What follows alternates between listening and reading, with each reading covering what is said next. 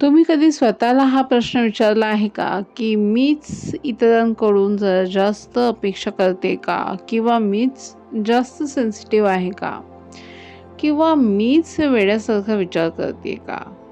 जर हे आणि असेच प्रश्न तुमच्या डोक्यात रोज येत असतील, तर हा व्हिडिओ फक्त आणि फक्त तुमच्यासाठी आहे.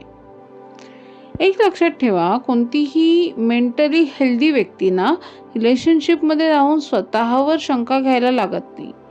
सुरुवातीला तुम्ही कॉन्फिडंट असता आणि तुमचे डिसिजन्स क्लिअर असतात, पण हळूहळू तुम्हीच स्वतःला डाऊट करायला लागता आणि तेव्हाच तुमची टॉक्सिक रिलेशनशिपची सुरुवात झालेली असते.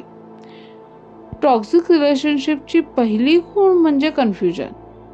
तुमचा पार्टनर काही वेळेला खूप छान बोलतो आणि काही वेळेला इतकं हर्ट करतो की तुम्हाला स्वतःलाच समजत नाही की तुम्ही चुकीचे आहात की काय चुकलंय. जेव्हा तुम्ही हर्ट होता तेव्हा तो म्हणतो की तू ओव्हर रिॲक्ट करतेस किंवा तुझ्या डोक्यातच जरा जास्त चालतं आणि हळूहळू तुम्ही तुमच्या इमोशनवर विश्वास ठेवणं बंद करून टाकता. ऑफकोर्स हे एका दिवसात किंवा काही महिन्यात होत नाही. हे स्लोली स्लोली स्लोली घडत जाणारं गोष्ट आहे काही वर्षांमध्ये. त्यामुळे हे लक्षात ठेवा की हेल्दी रिलेशनशिप नेहमी क्लॅरिटी देतं.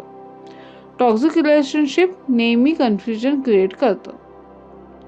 जिथे प्रेम असतं तिथे तुम्हाला स्वतःला एक्सप्लेन करावं लागत नाही. जिथे रिस्पेक्ट असतो तिथे तुम्हाला गिल्ट वाटत नाही. पण जर तुम्ही स्वतःला कंटिन्यू जस्टिफाय करत असाल तर समजून घ्या की प्रॉब्लेम तुमच्यात नाही आहे, तर तुमचं एन्व्हायरमेंटच टॉक्सिक आहे. सेशन्समध्ये अनेक स्त्रिया मला म्हणतात की मी पूर्वी अशी नव्हते किंवा मी स्ट्रॉंग होते पण आता गोंधळलेली वाटते, आणि मला त्यांना एकच गोष्ट सांगावी लागते की तुम्ही वीक नाही आहात, अशक्त नाही आहात, पण इमोशनली तुम्ही एक्झॉस्टेड झालेला आहात. टॉक्सिक रिलेशनशिप तुमचा आत्मविश्वास एकदम तोडत नाही, कधीच तोडत नाही. तो रोज थोडा थोडा थोडा थोडा कमी करत जाते.